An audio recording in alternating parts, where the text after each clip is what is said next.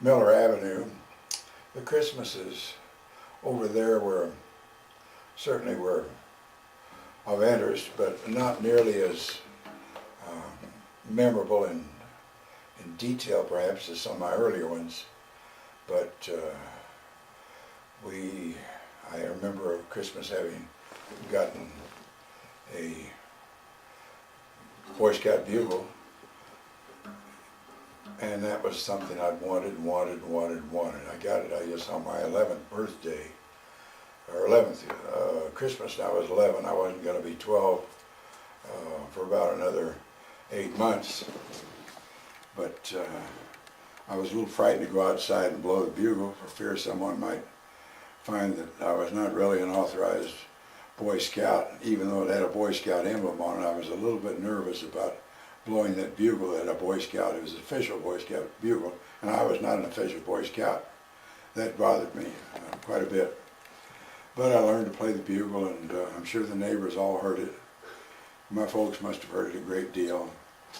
And that was one of my prized possessions as far as gifts at Christmas time, except for another memorable gift that I didn't particularly prize, and that was silk underwear I got from my Aunt Mary, Big Spring, Texas. She worked in Fisher's dry goods store down in Big Spring, and having worked there, she always had the good buys made known to her, and she'd buy her Christmas gifts there at Fisher's. So my package, when I opened it, included pink underwear, shorts, and a silk. It was silk, and I think pink. And the top, the jersey was also silk, and I think it was pink. I never wore them, certainly not to school. My mother wanted me to write a letter to Aunt Gertrude thanking her for these gifts. I can't recall that I ever managed to get the courage to write her and thank her for it, because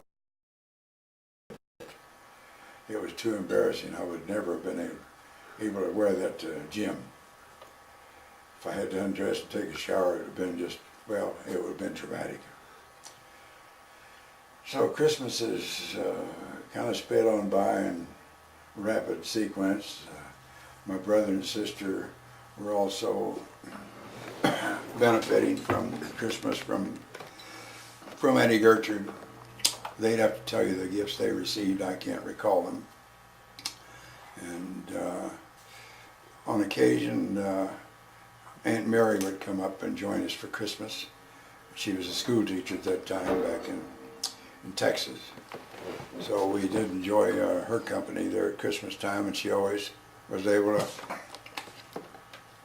to afford some things that the parents could not. So it rounded out Christmas and made it kind of nice for us. Sometime during the Christmas holidays, and a few other times in the year, my father would treat my mother to,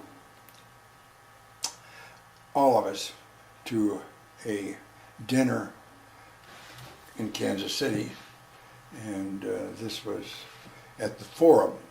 The Forum was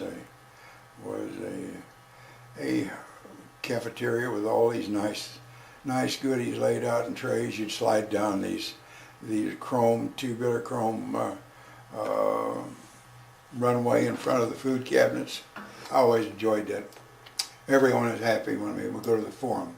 Mother, of course, got a break. And each of us had what we wanted to eat. Didn't have to take any more than we wanted, yet we could get as much as we wanted. So that was a special treat for all of us.